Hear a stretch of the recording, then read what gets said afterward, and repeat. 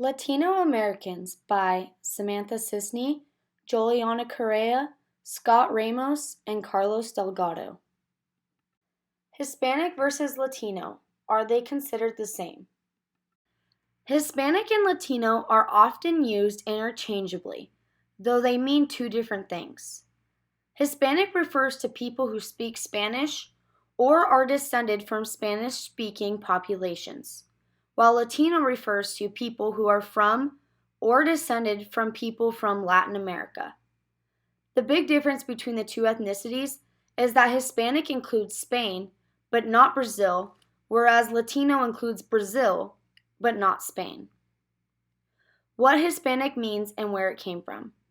Hispanic refers to people who speak Spanish and or descended from Spanish-speaking populations.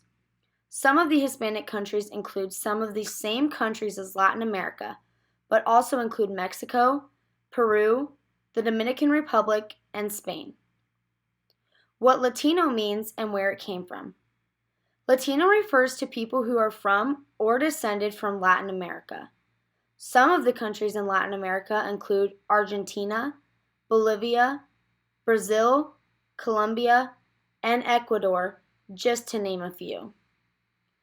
While the union of these two ethnicities share some of the same countries, the primary language of Hispanic is Spanish, while Latin Americans also speak Portuguese and French.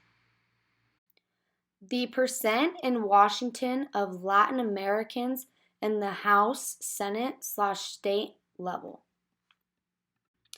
While the Latino American population has steadily climbed from 12.5% to 17.1% since the year 2000, the rate of growth among the state legislators has been slower, rising only 1% over the same period. In 2015, 279 state legislators, or 4% of all state legislators, identified themselves as Latino, a slight decrease from the 281 Latino members in 2013. In Washington state, there are 147 legislative seats, which 2 are Latino state legislators. We currently have a couple Hispanic or Latinos in office. Jamie Herrera Butler is in the House of Representatives. Lillian Ortiz Self is a representative for the 21st Legislative District. Jamie Herrera is only Hispanic in Washington to be elected to the House of Representatives. Nationally, 42 Hispanics or Latinos are serving in the U.S. House of Representatives. The Bracero Program. The Bracero Program, which brought millions of Mexican guest workers to the United States. The Bracero Program grew out of a series of bilateral agreements between Mexico and the United States that allowed millions of Mexican men to come to the United States to work on short-term, primarily agricultural labor contracts. From 1942 to 1964, 4.6 million contracts were signed, with many individuals returning several times on different contracts, making it the largest U.S. contract labor program. The Bracero Program was created by executive order in 1942 because many growers argued that World War II would bring labor shortages to low-paying agricultural jobs. On August 4, 1942, the United States concluded a temporary intergovernmental agreement for the use of Mexican agricultural labor on the United States farms, officially referred to as the Mexican Farm Labor Program.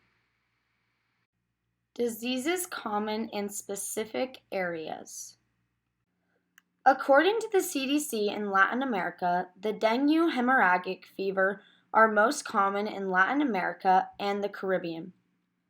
The cholera disease was introduced in Peru in January of 1991 and is found in infected water supplies. Since 1991, more than 1 million cases of cholera have been reported in 20 countries in the region. The disease is persistent and problematic in several Latin American countries.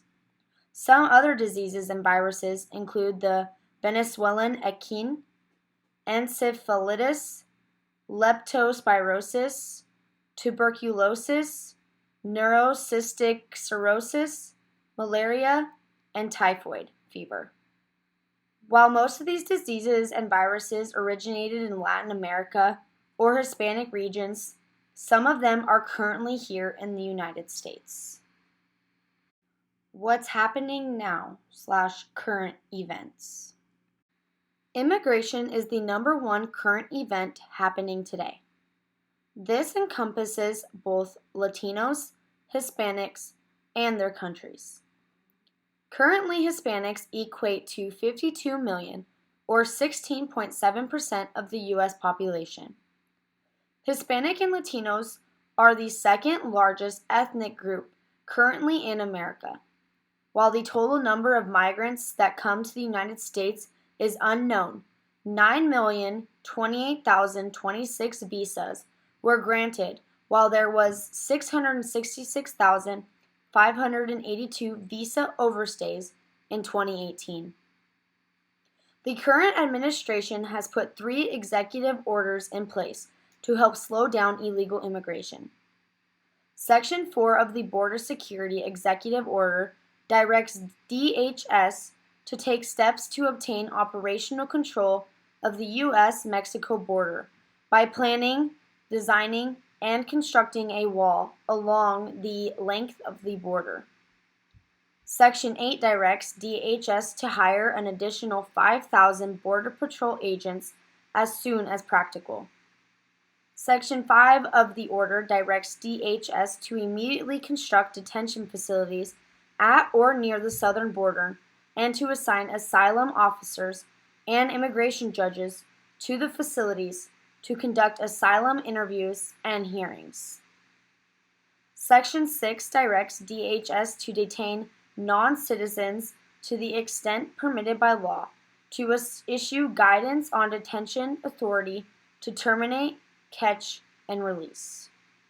Section 11 of the order directs DHS to expand expedited removal throughout the country, as opposed to within 100 miles of the border, to apply humanitarian parole authority only on a case-by-case basis, to train all DHS personnel on the Unaccompanied Alien Children section of the Trafficking Victims Protection and Reauthorization Act. Section 9 forbids sanctuary jurisdictions from receiving federal grants, except those that are necessary for enforcement purposes.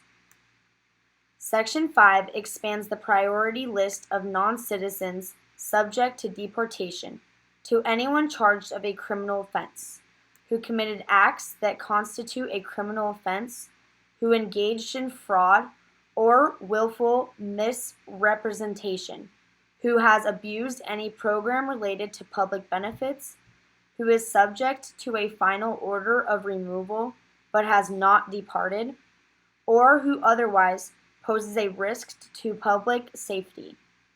While there are several sections to his executive orders, these are the most commonly known. Struggles they deal with daily. Racism is a daily struggle for lots of Latino Americans. Nearly 4 in 10 Latinos, 37%, say that during the past 12 months, someone has expressed support for them because they are Hispanic or Latino. Yet about the same share also say they have recently experienced one of 4 incidents: being called offensive names, being told to go back to their home country, being criticized for speaking Spanish in public, or experiencing discrimination or unfair treatment because they are Hispanic. Advances that have been made. Latin Americans and Hispanics have made several advances.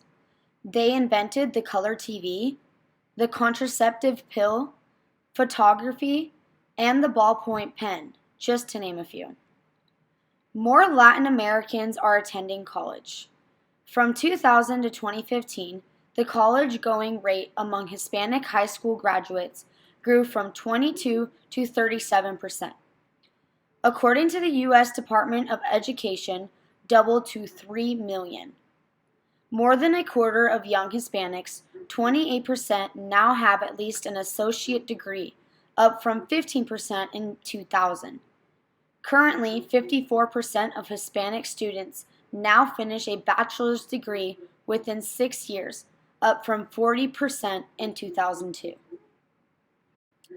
Biological markers.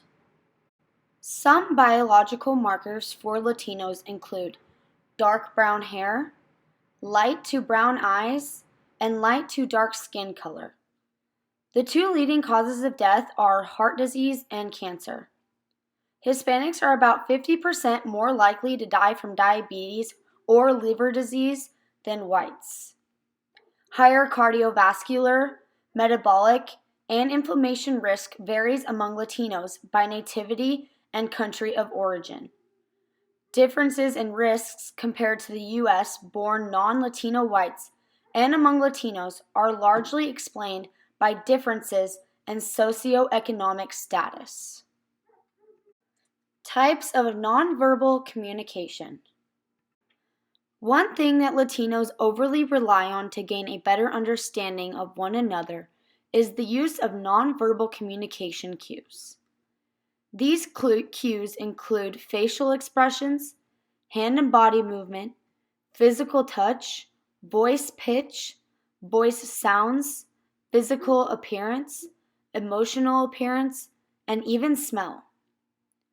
There are all kinds of customs and traditions all over the world, and Latin America is no different. Something as simple as tossing a pen can be misunderstood in the Spanish culture. There are several nonverbal ways to communicate. Nonverbal language in Latin American culture is different from nonverbal culture in the United States. Be careful with hand gestures when visiting other countries. A thumbs up to someone in the United States might mean something else in a different country. For example, the hand gesture we use for come here, the hand palm up with the index finger extending in and out 3 or 4 times, has a very different meaning in Latin America. It means that you are very romantically interested in the person and is considered a solicitation.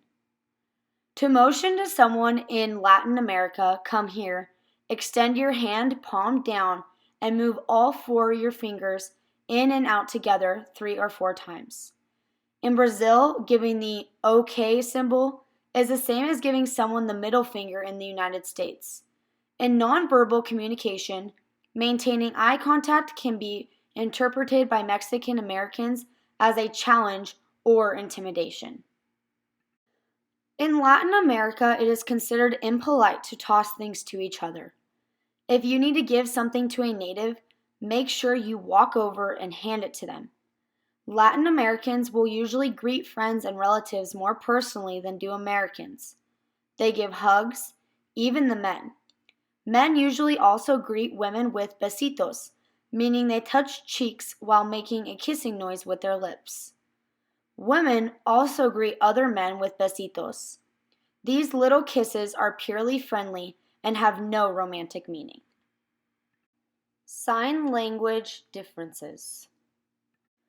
While every country has their own sign language, some countries use the same language. SSL is the sign language used in Spain, just like how Spanish is completely different from English. SSL is completely different from ASL. SSL is the same across Spain, except for Catalonia and Valencia, which have their own sign language. SSL was influenced by American, Mexican, and French sign languages, and SSL itself influenced Venezuelan Sign Language. Spanish, Lengua de Signos Española, is a sign language used mainly by deaf people in Spain and the people who live with them. Although there are not many reliable statistics, it is estimated that there are over 100,000 speakers, 20 to 30% of whom use it as a second language. Self-concept. For Latinos, level of personal trust are lower than they are among the general public. Fully 86% of Latinos say you can't be too careful when it comes to dealing with people. Among the U.S. general public, just 61% say the same. Hispanics believe that hard work gets results. Three quarters, 75%, say that most people can get ahead if they are willing to work hard, while 21% say hard work and determination are no guarantee of success. By comparison, fewer than 58% of the general public say hard work can lead to success, and 40% say hard work is no guarantee of success. Hispanics have more conservative views than all Americans when it comes to abortion. But Hispanics are just as likely as the general public to say homosexuality should be accepted by society. When it comes to interracial and interethnic marriage, Hispanics overwhelmingly say they are comfortable with a child of theirs marrying someone who is of a different heritage. Perception. Many Latin American countries are labeled dangerous. Unfortunately, many Latin American countries have a reputation for being unsafe to travel to. When you hear of countries like Colombia and Brazil, some might first think of drugs and gangs. This is many times the image portrayed by the media. This has made many Americans see and treat Latino Americans different when they interact with them or are near them.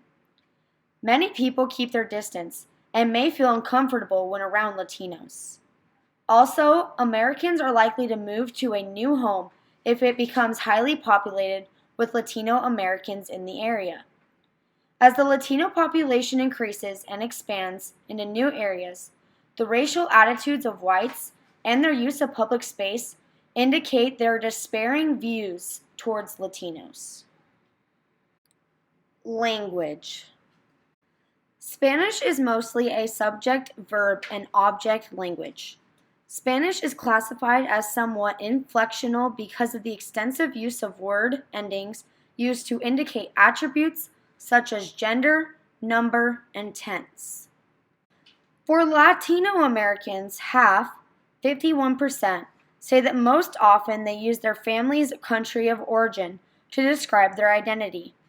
That includes such terms as Mexican or Cuban or Dominican.